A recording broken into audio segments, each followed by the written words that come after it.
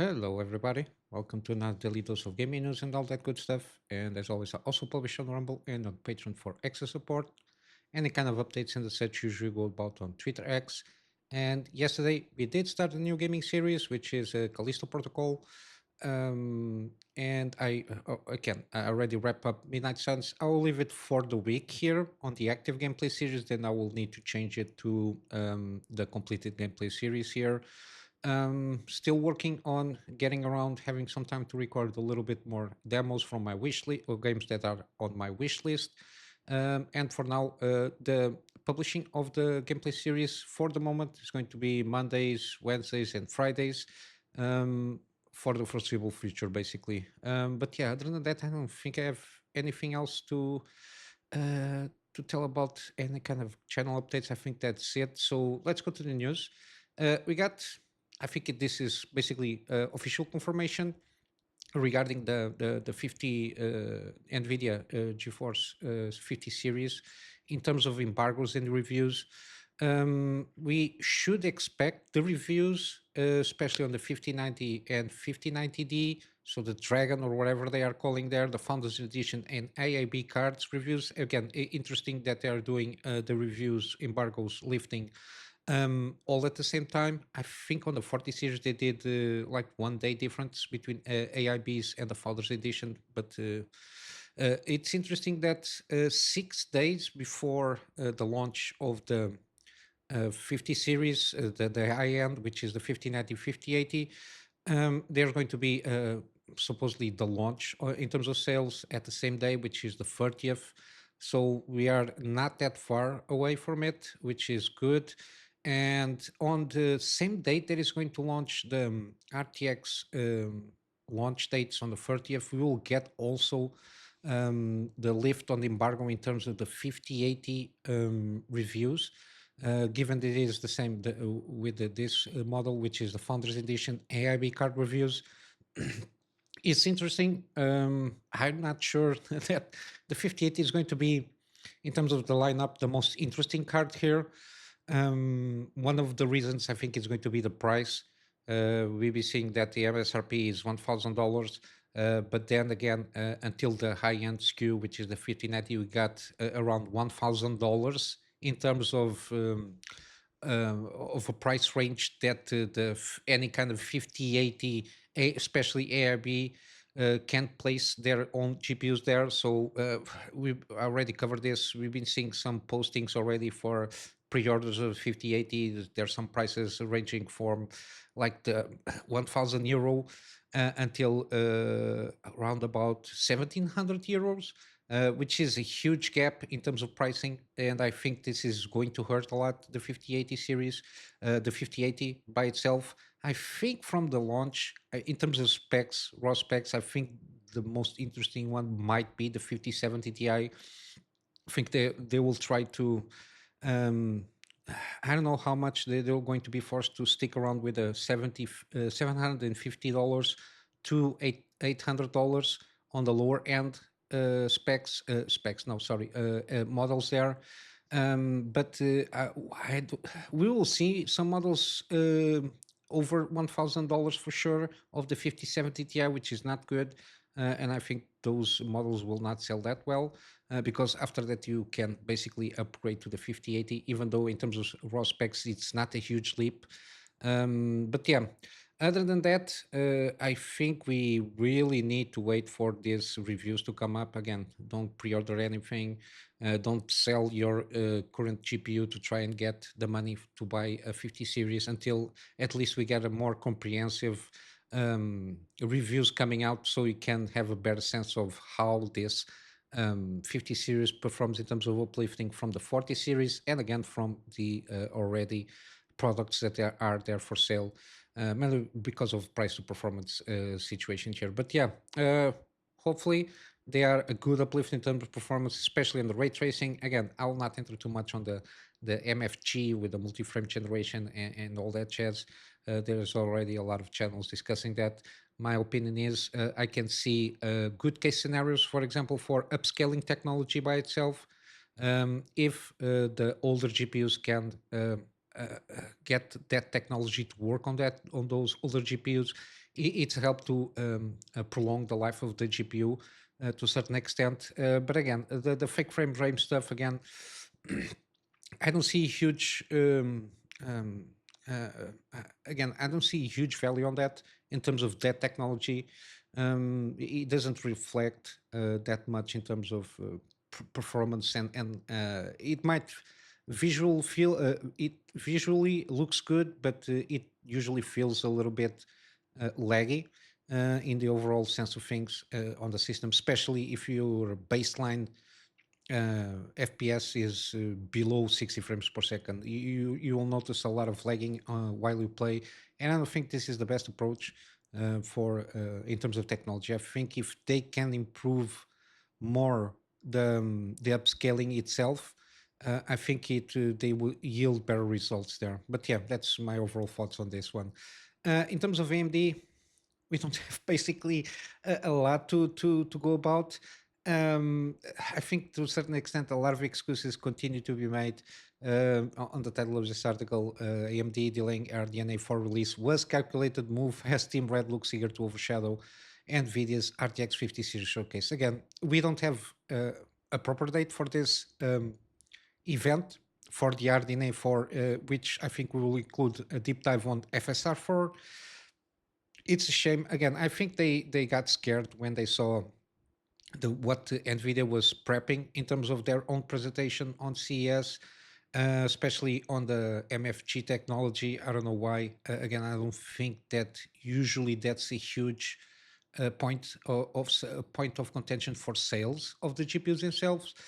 And I think it was a little bit on the also how they were trying to, at least on the 5070, probably 5070 Ti in terms of price to performance. I think they got a little bit scared. They just basically tried to hide.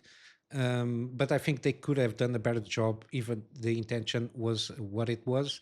Which is at the presentation of CS, just saying again, we'll just pass through here broad strokes of that yes, we confirm that RDNA 4 is coming this year or in the Q1 of this year, and we'll have FSR 4 technology coming out, but we're going to dedicate in the near future, in a, I don't know, give a window of that specific presentation, something like that. Again, because people were very curious what FSR could do, mainly on terms of price to performance. And I think in the price range between, I don't know, $400 to $600, a lot of people were curious what RDNA 4 could do in terms of price performance, but they fumble the opportunity of keeping up the excitement of the consumer, and they fumble a little bit there on that side. But yeah, no, I think they're going to try and compete mainly with the 5070 Ti on the higher end, so the 9070 XT. But yeah, we'll have to see how this goes. And I think their main competition will be around the price to performance figures more than just performance by itself. I'm not sure, even with 16 gigabytes of VRAM and trying to get around the 4070 Ti kind of performance there, I don't think it will reach as near as people want to the 5070 Ti, but I'm not sure. Again, we'll have to wait and see how this will unravel till the end of this month, mainly after the reviews of the 50 series. And continue with something regarding NVIDIA. We got a little bit of the Microsoft taking about adoption of the DirectX API stuff there to integrate neural rendering for AI-focused graphics, supposedly to cooperate vectors unlock full power NVIDIA tensor cores GPUs. Again, this is very in-deep technology here. What I assume is this API will leverage better what the tensor cores can do, and especially in terms of the software side of things. I think the NVIDIA found a way of leveraging their own tensor cores to uh, again, they don't only mention tensor core because they also have dedicated ray tracing cores, RT cores, I think it is called. But I think they found a way with this neural shader thingy here. Again, I'm not that much inside of how exactly this will work, but supposedly there is going to be an integration for RTX 50 series of trying to leverage better the workloads of those tensor cores, how they present, especially the shader stuff there, which we've been seeing a lot of, especially on shading compilation. I think it has is correlated there. Um, Even though I don't think it will, I'm not sure if it will resolve everything, especially on Unreal Engine, how it deals with the shaders. Maybe they found a solution to this kind of things and avoid the usually the I don't know the pop outs of in terms of how things presented, especially like textures and mesh shadings and shadow stuff. Again, I'm assuming that it's something related to that. Um, but yeah, we'll have to wait and see how this is going to be leveraged and when this is launched, what kind of difference we are going to see on the gaming side of things, or if this is something just completely related with the AI, because I'm a little bit tired of hearing AI everywhere. Um, I'm not sure if it's something also that is going to be integrated on the AI cores. Um, Lack of better term there for the RTX 50 series, but it's interesting stuff there.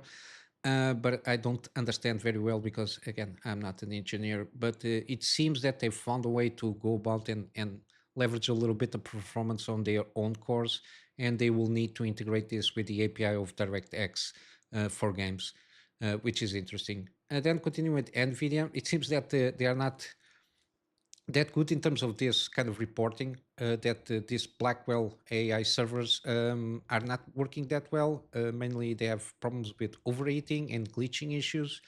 I covered a little bit, I think a couple of months ago, that there were some worries regarding the Blackwell chips. The NVIDIA came up and said that they had some issues on the manufacturing side of things, but regarding a design flaw, which was making basically the servers overheat.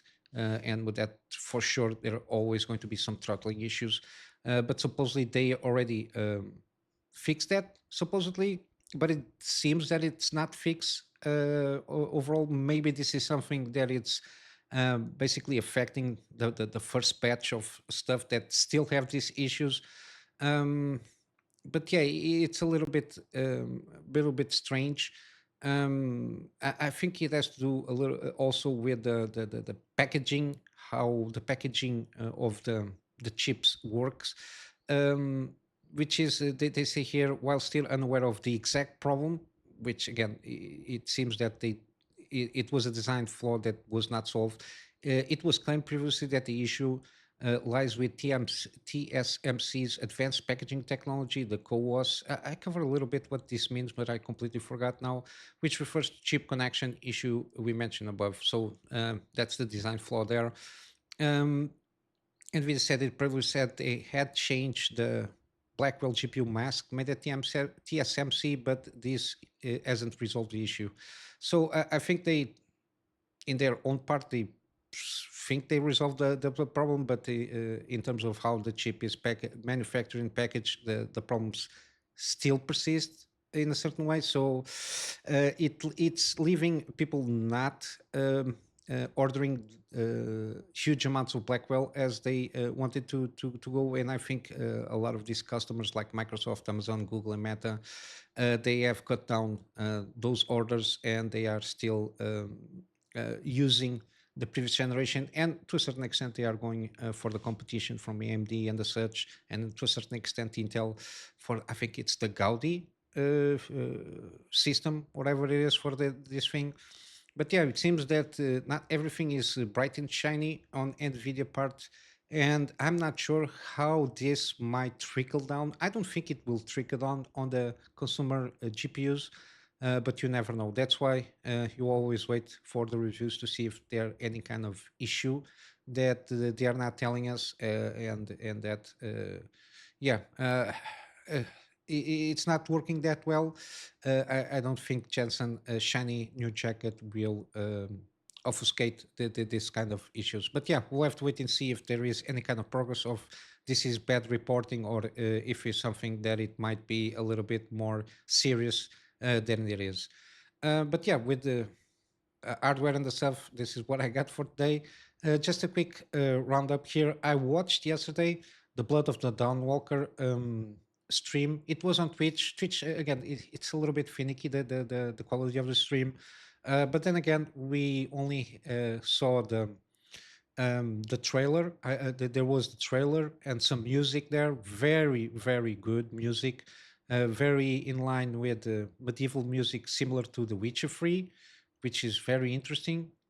With this, it's not the same music, but it's influenced in the same time period, and the tone of the music is very in line with the Witcher 3 kind of music. So you get a kind of rough idea what they are aiming for also.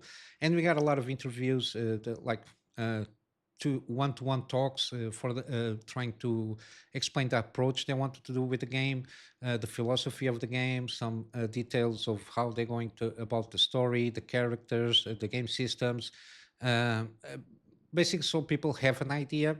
Again, from the stream, I got the perception. Again, there is no launch date.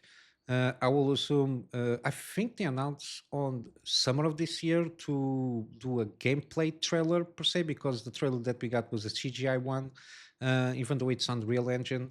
And basically, this trailer serves as the introduction on the game itself. So basically, it's kind of not a prequel, but it's the introduction of game. It's this trailer that they launch to give us kind of a footing of how things are.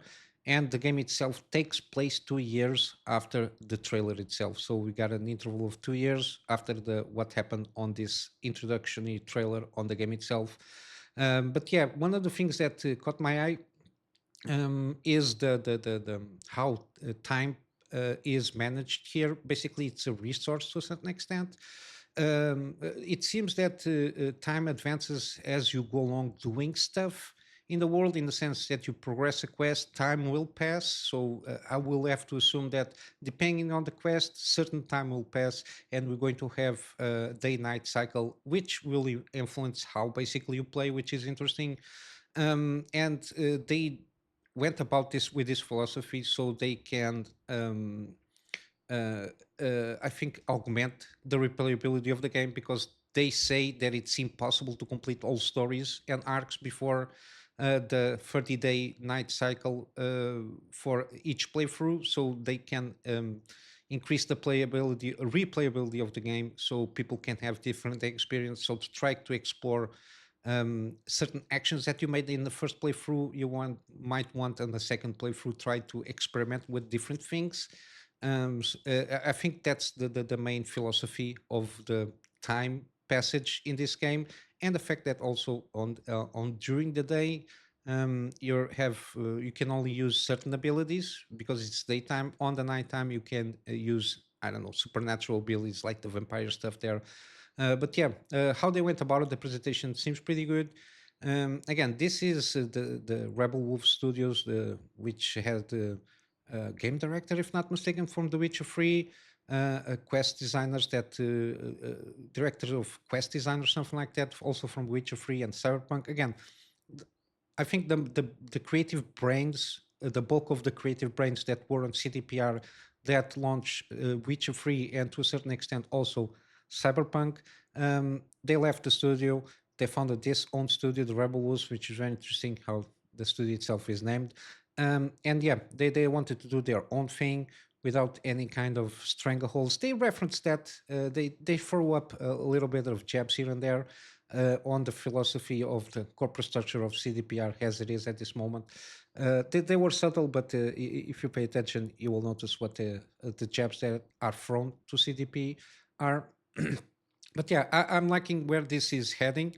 Hopefully, by the summer, we will have a gameplay trailer, so you can have a better sense how the game is played. I think this is in first person, if not mistaken.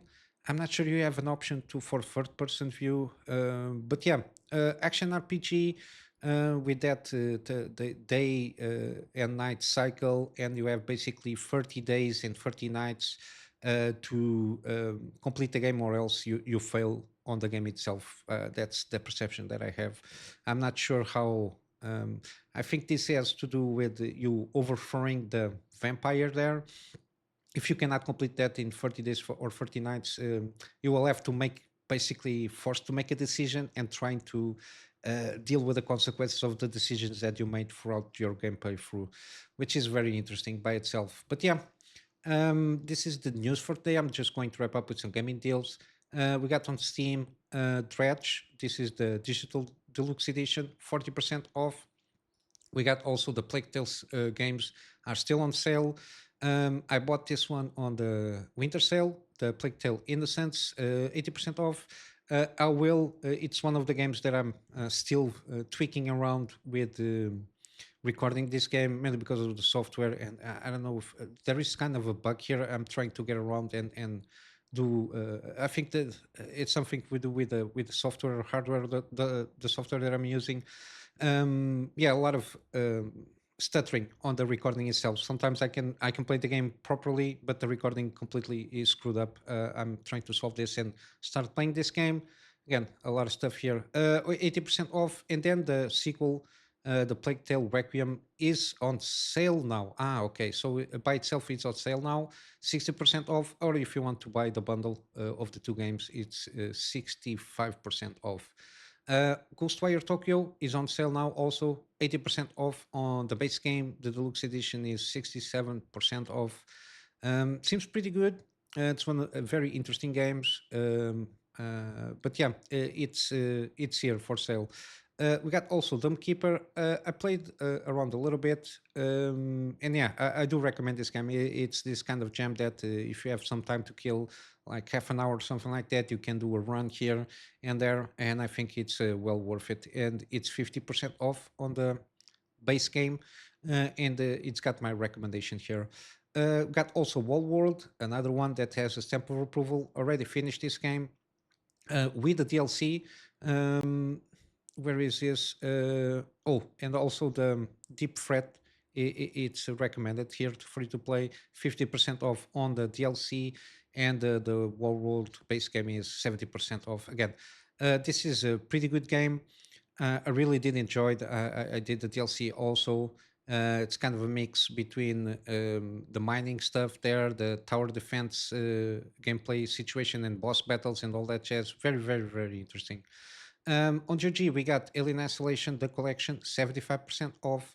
We got the Metro trilogy here, 84% off. Then we got the Invincible, 35% off. And also then we got the Wolfenstein games, the Wolfenstein 2 pack, which is Old Blood, which is this one, and then the New Order, 75% off. And then we got Wolfenstein 2, the New Colossus, 85% off. This is the digital deluxe edition, so it has all the playable DLC, the season pass, and all that jazz.